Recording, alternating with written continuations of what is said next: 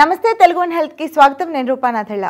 ఈరోజు మనతో పాటు స్టూడియోలో చిట్టుపట్ల మధుసూదన్ శర్మ గారు ఉన్నారండి. గత కొన్ని ఎపిసోడ్స్గా మేము ఇంతకు ముందు చేసిన హెల్త్ వీడియోస్లో మీరు పెట్టిన కామెంట్స్ని పరిగణనలోకి తీసుకొని మీరు మమ్మల్ని అడగమని చెప్పిన మీ సమస్యల గురించి వాటిలో ఎక్కువ మందికి ఉపయోగపడే ప్రశ్నలు నేను తీసుకున్నాను, ప్రాబ్లమ్స్ తీసుకున్నాను. సో నేను అడగడానికి సిద్ధంగా ఉన్నాను, సార్ చెప్పడానికి సిద్ధంగా ఉన్నారు. సో అందులోంచి ఈరోజు నేను తీసుకున్న టాపిక్ ఏంటంటే యాంటీబయోటిక్స్ వల్ల వచ్చే నష్టాల గురించి తెలుసుకోవాలనుకుంటున్నాను. సో ఈ ప్రశ్న అడిగిన వాళ్ళు ముత్తవరపు రోజా అనమాట. సో ఆవిడికి ఆన్సర్ చెప్పడానికి సార్తో మాట్లాడదాం. సార్ నమస్తే. నమస్తే మా. సార్ విన్నారు కదా, యాంటీబయోటిక్స్ వల్ల నష్టాలు. ఏదొచ్చినా, తుమ్మొచ్చినా, దగ్గొచ్చినా, తలనొప్పి వచ్చినా, చిన్న ఫీవర్ వచ్చినా వెంటనే వేసేసుకుంటూ ఉంటారు. డాక్టర్ని కూడా కన్సల్ట్ చేయరు. డైరెక్ట్ మెడికల్ షాప్కి వెళ్ళడం, తెచ్చుకోవడం, వేసుకోవడం. దీనివల్ల నష్టం జరుగుతుందని చెప్పినా వినిపించుకోరు. ఇన్స్టెంట్ రిలీఫ్ కోసం వెళ్ళిపోతూ ఉంటారు. నష్టాలు ఏం జరుగుతాయి దీనివల్ల? చాలా నష్టాలు ఉన్నాయమ్మా. అందుకోసమే యాంటీబయాటిక్స్ను విచ్చలవిడిగా, విచక్షణ రహితంగా, అవగాహన లోపంతో వాడడం ఏమాత్రం ఆరోగ్యదాయకం కాదు, క్షేమదాయకం కాదు, ఆమోదయోగ్యం అంతకన్నా కదమ్మా. కాబట్టి తప్పని పరిస్థితుల్లో వైద్యులు సూచిస్తారు. కాబట్టి ఆ వైద్యులు సూచించినటువంటి పద్ధతిలో యాంటీబయాటిక్స్ని వారం కానీ, 10 రోజులు కానీ, నెల కానీ వాళ్ళు ఎలా సూచిస్తే అలాగమ్మా అలా వాడుకోవడం మంచిది. కానీ చిన్న చితక వాటికంతా మనము షాపులోకి వెళ్ళేసేసి ఎవరో మన ఇంటి వాళ్ళు చెప్పారని, పక్కింటి వాళ్ళు చెప్పారని, ఫ్రెండ్స్ చెప్పారని, తెలిసిన వాళ్ళు చెప్పారని చెప్పేసి అలా తీసుకొని యాంటీబయాటిక్స్ వాడడం ఏమాత్రం మంచిది కదమ్మా. కాబట్టి తప్పని పరిస్థితుల్లో యాంటీబయాటిక్స్ వాడడం వల్ల యాంటీబయాటిక్స్ మన బాడీకి చాలా అద్భుతంగా ఉపయోగపడతాయమ్మా. దేహాన్ని రక్షించేటువంటి, మన వ్యాధుల నుంచి బయటపడేందుకు అనేక రకాలైన ఔషధాలలో యాంటీబయాటిక్స్ కూడా చాలా ప్రధానమైన పాత్ర పోషిస్తున్నాయమ్మా. వాటిని కరెక్ట్గా సద్వినియోగం చేసుకుంటే మనకు అమృతంలాగా పనిచేస్తాయమ్మా. వాటిని దుర్వినియోగం చేసుకుంటే విషంలాగా పనిచేస్తాయమ్మా. ఓకే. సో ఆ పద్ధతిలో వాటి గురించి తెలుసుకొని వైద్యులు సూచించిన పద్ధతిలో వాడుకోవాల్సిన పరిస్థితి ఉంటుందమ్మా. కానీ చాలా మంది ఆర్ఎంపీ డాక్టర్ల మీద కూడా ఈ అభియోగం ఉంటుందండి. ఆర్ఎంపీ డాక్టర్ల దగ్గరికి వెళ్తారు, వాళ్ళు అన్ని యాంటీబయోటిక్సే ఇచ్చేస్తూ ఉంటారు త్వరగా ఆ ప్రాబ్లం నుంచి బయటపడడం కోసం. దానివల్ల కూడా చాలా ప్రాబ్లమ్స్ వస్తూ ఉంటాయి అంటూ ఉంటారు.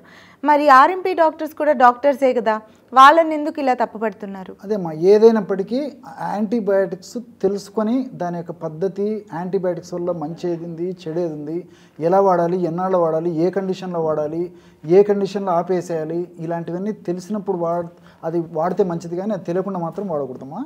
సో దానివల్ల వచ్చేటువంటి సైడ్ ఎఫెక్ట్స్ చాలామందికి తెలియవమ్మా. సో ఎలాంటి సైడ్ ఎఫెక్ట్స్ అంటేమా, ముఖ్యంగా జీర్ణ వ్యవస్థ మీద యాంటీబయాటిక్స్ దుష్ప్రభావాన్ని చూపిస్తాయి. ఇమ్యూనిటీ అంటే వ్యాధి నిరోధక శక్తి మీద దుష్ప్రభావం చూపిస్తాయి. తర్వాత రెండోది ఏమంటే ఈ కిడ్నీస్ మీద ఎఫెక్ట్ ఇస్తాయి. తర్వాత స్కిన్ మీద ఎఫెక్ట్ ఇస్తాయి, బోన్స్ మీద ఎఫెక్ట్ ఇస్తాయి, మెదడు మీద ఎఫెక్ట్ ఇస్తాయి. ఇలా రకరకాలుగా ఈ యాంటీబయాటిక్స్ ఎఫెక్ట్ ఇస్తాయమ్మా. కాబట్టి విచ్చలవిడిగా వాడకూడదమ్మా డాక్టర్ సలహా లేనిది. సో జీర్ణ వ్యవస్థకు సంబంధించి ఎలాంటి ఎఫెక్ట్స్ ఇస్తాయంటమ్మా, జీర్ణ వ్యవస్థలో కొన్ని రకాలైనటువంటి ఎంజైమ్స్ కానీ, తర్వాత జీర్ణ రసాలు ఉత్పత్తిలో అస్తవ్యస్తం అయిపోతుందమ్మా. అదేవిధంగా మన జీర్ణ వ్యవస్థను పరిశుభ్రంగా ఉంచేందుకు, జబ్బులు రాకుండా ఉండేందుకు ఉపయోగపడేటువంటి మ్యూకస్ పొర ఉంటుందమ్మా.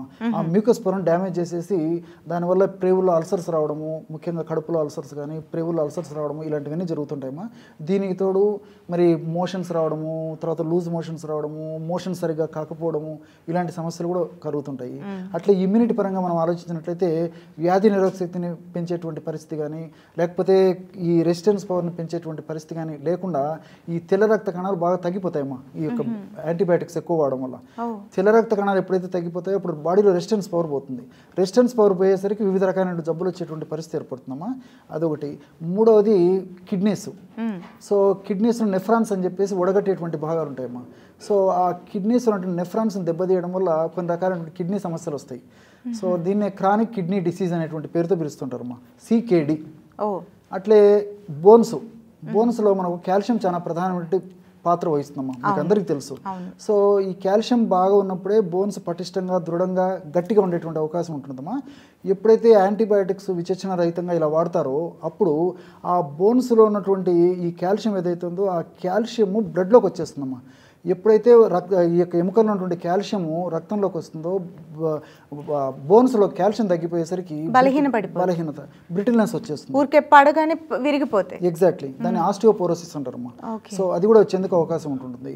ఈ విధంగా బోన్స్, అదేవిధంగా స్కిన్ అమ్మా, స్కిన్ మీద రకరకాల అలర్జీస్ వస్తాయమ్మా. ఈ యాంటీబయాటిక్స్ ఈ పద్ధతిలో విచ్చలవిడిగా దాని మీద అవగాహన లోపంతో వాడుకోవడం వల్ల అంటే దద్దులు రావచ్చు, దురదలు రావచ్చు, ఇతరమైన ఇరిటేషన్స్ రావచ్చు, అదేవిధంగా ఫోటో సెన్సిటివిటీ రియాక్షన్స్ అని చెప్పేసి వస్తుంటాయమ్మా. సో అవి రావచ్చు. తర్వాత చర్మం కలర్ మారచ్చు. ఇలా రకరకాలైనటువంటి ఈ చర్మానికి సంబంధించినటువంటి సమస్యలు కూడా వస్తాయమ్మా. మంగు మచ్చలు కూడా వస్తాయి. మంగు మచ్చలకు బ్యాక్టీరియా, దీనికి యాంటీబయాటిక్స్ సంబంధం లేదు. సో తర్వాత మెదడుకు సంబంధించినటువంటి సమస్యలు కూడా మెదడులో ఉన్నటువంటి ఒక కణాలను దెబ్బతీసేటువంటి పరిస్థితి ఏర్పడుతుందమ్మా. అంటే కణాలు ఎందుకు దెబ్బతింటాయంటే న్యూరో ట్రాన్స్మిటర్స్ అని చెప్పేసి మెదడులో ఉంటాయమ్మా. అంటే ఒక నరం నుంచి ఒక నరానికి కానీ నరం నుంచి కణజాలాలకు కానీ సప్లై చేసేటువంటి న్యూరో ట్రాన్స్మిటర్స్ ఉంటాయన్నమాట.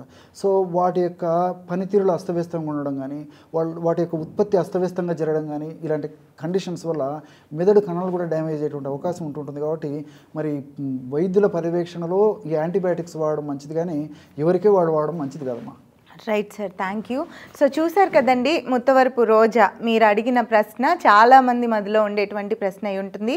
సో మీకులాగానే చాలామంది మధ్యలో ఉన్న ఈ ప్రశ్నకి సమాధానం దొరికిందనే మేము అనుకుంటున్నాము. Thanks for responding. కామెంట్ చేశారు, థ్యాంక్ యూ సో మచ్, సంతోషం. మీకు ఇది ఉపయోగపడితే మాకు మరింత హ్యాపీగా ఉంటుంది. ఇలానే సపోర్ట్ చేస్తూ ఉండండి. ఇలాగే మీకు ఇంకేమైనా డౌట్స్ ఉంటే కూడా కామెంట్ చేయండి.